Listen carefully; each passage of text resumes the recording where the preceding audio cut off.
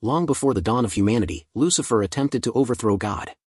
But he was cast out of heaven with such force that he flew across the galaxy, through the surface of the earth and right into the deepest, darkest depths of hell, wherein he was shortly after confronted by Archangel Michael, who chains him at the neck to a large rock and uses his sword as the final piece to seal his entrapment. But Lucifer promises him that he will be back one day, stronger than ever, and not even God will be able to stop him. Over many millennia, more and more fallen angels join Lucifer in hell to plot his revenge. Back on Earth during the present day, we see the hole through which Lucifer was cast into hell, now fitted with an electronic door at its entry and built around it as a huge temple in which worshippers await his return. Laura, an art historian studying in Italy, wants to write a thesis about how the great historical Italian artist didn't really believe in angels and demons, but rather represented them as an artistic expression for the forces of good and evil. But her professor quickly shuts her down, claiming it would be a mockery to Italy's history. When she presses further, he offers her an opportunity to discuss her thesis in private back at his place. She immediately leaves, disgusted. A while later, she meets with Father Marconi, who gives her a card that will give her access to all the displays in the cathedral, including the recently arrived Shroud of Turin, which is believed to contain the blood of Jesus. The priest guides Laura through the place, showcasing various attractions, including the shroud. Later, Marconi presents their latest addition, a magnificent statue of Michael triumphing over Lucifer. They eventually part ways, allowing Laura to work on sketching the statue for her thesis. As she draws, she has a strange feeling of hearing her name being called, but eventually chalks it up to just her imagination. After a few hours, as the exhibition is about to close, a raven appears and transforms into an old woman named Liz, who joins the last group of visitors at the entrance. However, instead of following the guide, Liz ventures through a forbidden door, catching the attention of a security guard watching the cameras. Undeterred, Liz continues down a corridor lined with statues, observing Laura drawing from afar. Suddenly, Laura is startled when she notices Lucifer's head on the statue begin to move. As she scans her surroundings, a raven at the window startles her once more. While Laura is momentarily distracted, Liz seizes the opportunity to steal Michael's sword from the statue and departs. A guard mistakenly identifies Laura as the hooded person who had been separated from the group, but Laura proves she has authorized access to the area, and the guard leaves, chalking it up to a misunderstanding before reminding her of the closing time. Gathering her belongings, Laura notices the missing sword, but believes she's just seeing things again. With the front door already locked, she proceeds to the back exit. Upon returning to the corridor, Laura is horrified to witness Liz brutally murdering the guard with the stolen sword and decapitating him. Filled with terror, Laura flees and seeks refuge in a confessional booth, which provides her a vantage point to observe Liz using the guard's eyes to deactivate the alarms and shattering the protective glass around the shroud to steal the sacred relic. In the midst of the chaos, Marconi rushes to intervene, but he becomes a victim of Liz's vicious attack, getting stabbed in the process.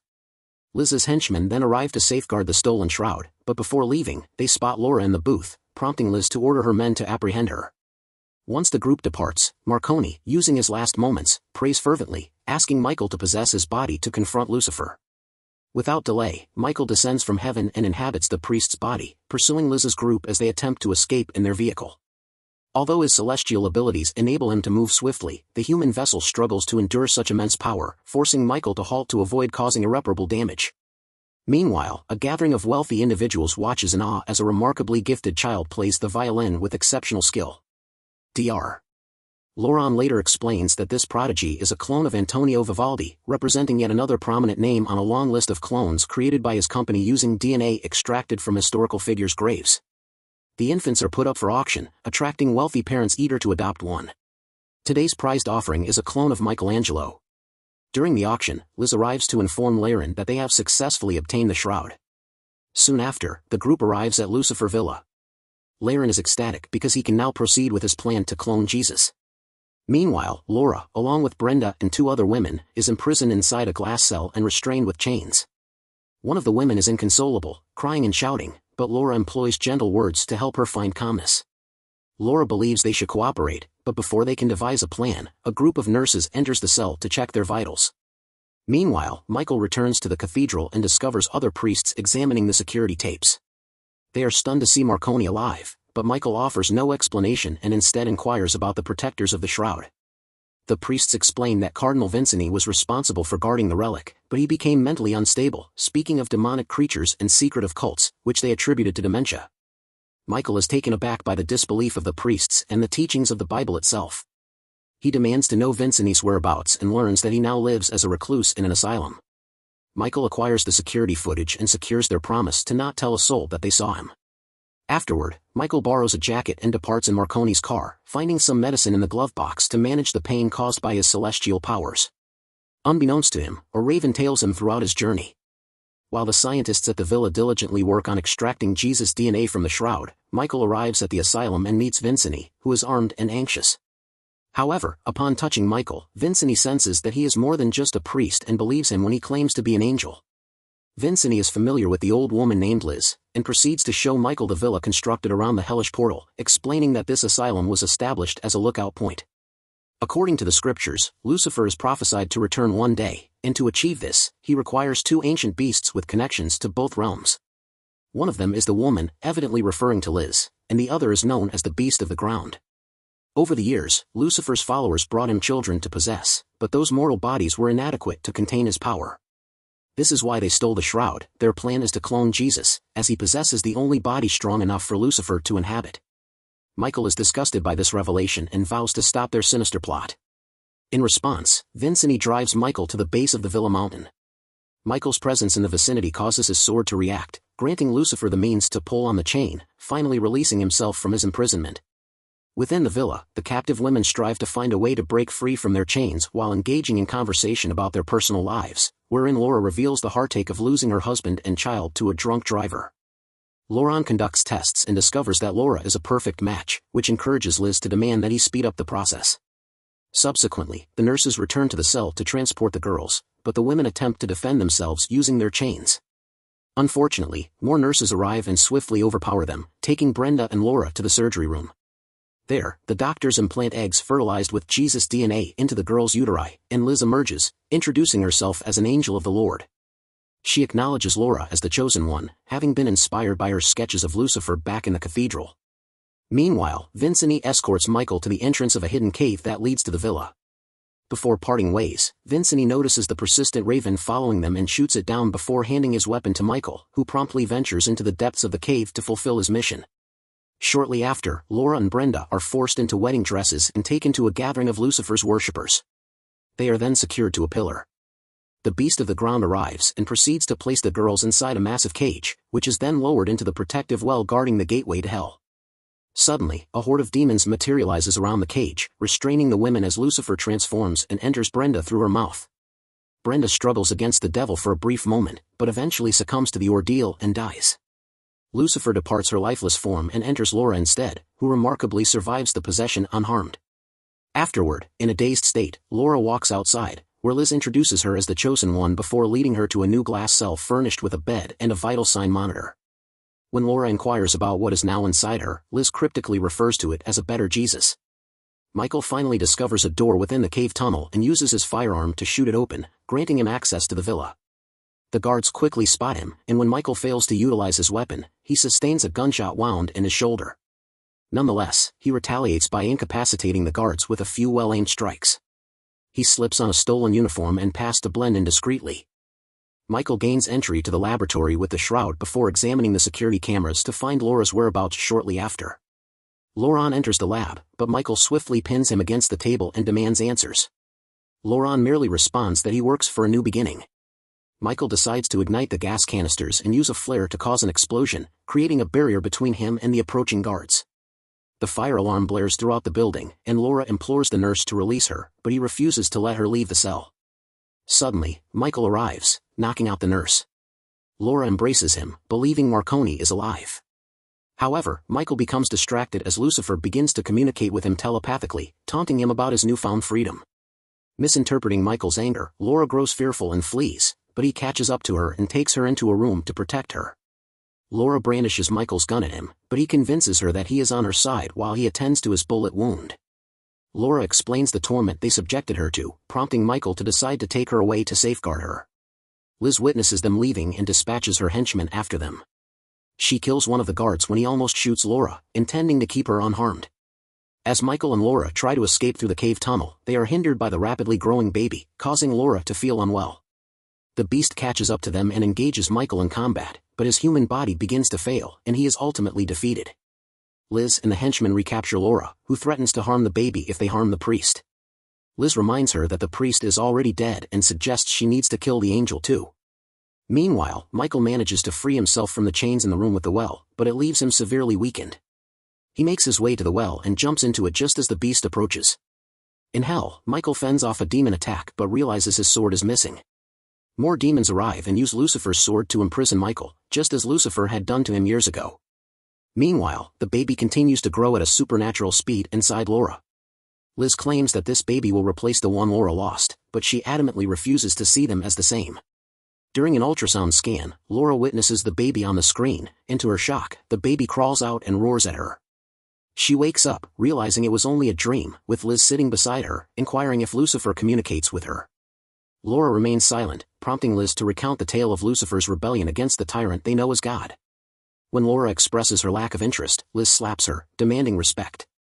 Liz promises to free Laura after she gives birth, but for now, she insists on respect. Later, a group of kids discovers Michael on a rock in hell. These children are the failed sacrifices who have been surviving together. Michael assures them that he can take them home if they can locate his sword, though the kids are unsure if they can trust angels since Lucifer was one too. However, demons interrupt their conversation, and the kids scatter, some getting captured, leaving Michael feeling frustrated. Back in the cell, Lucifer momentarily exits Laura's womb and enters her mind through her ear, presenting an irresistible offer.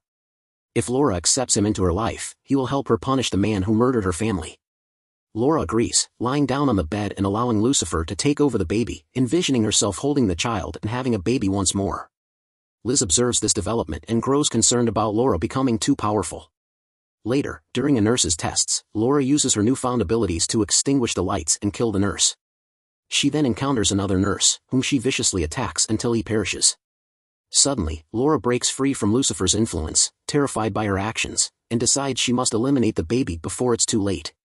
Lucifer pleads with Laura not to kill him, referring to her as mother. Disregarding his voice, Laura dashes into a closet with guards in pursuit.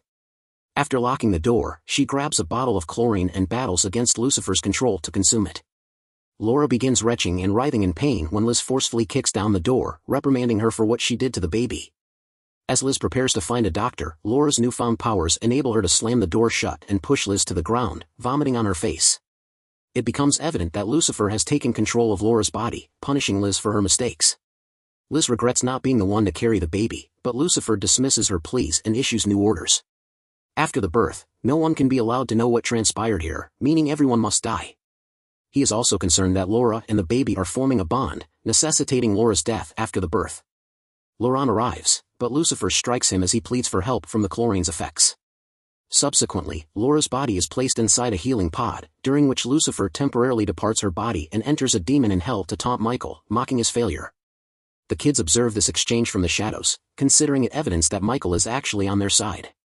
After Lucifer leaves, Michael finally comprehends why God is permitting these events, and the kids come to his rescue. Though they cannot remove the demon sword from the chains, they find Michael's own sword. However, before they can give it to him, a group of demons approaches and offers freedom to the kids. For a moment, they hesitate but remember what they've learned and decide to hand the sword to Michael, who temporarily regains his old form and eliminates the demons. Promising to return for the kids, Michael returns to Earth in Marconi's body, retrieves the shroud, and returns to the main building. He knocks down a guard, acquires a weapon, and checks on Laura, only to have Lucifer's voice respond. Desperate to help, Michael begins pushing the pod to transfer it to another room, which a nurse witnesses. After securing the door, Michael opens the pot and attempts to explain to Laura that the baby isn't what she thinks, but Lucifer forces him away with a mighty roar.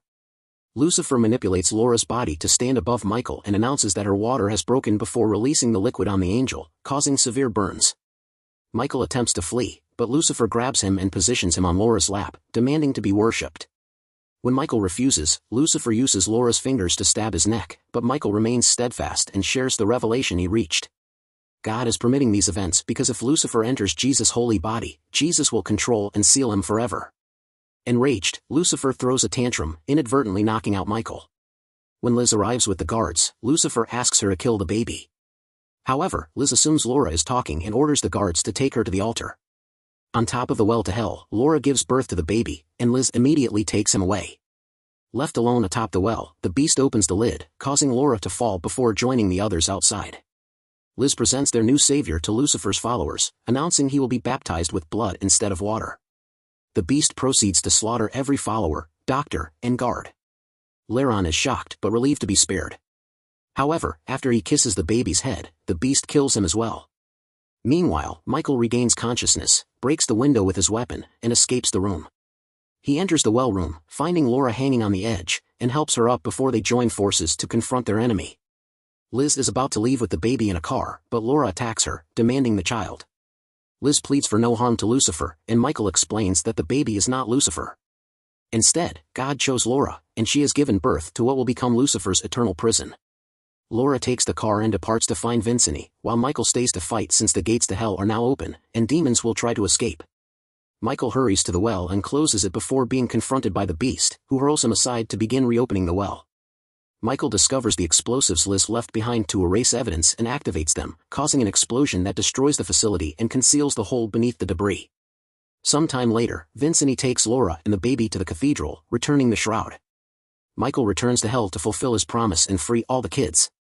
Years pass, and Laura resides with Vincent in the asylum to protect the now healthy and grown child.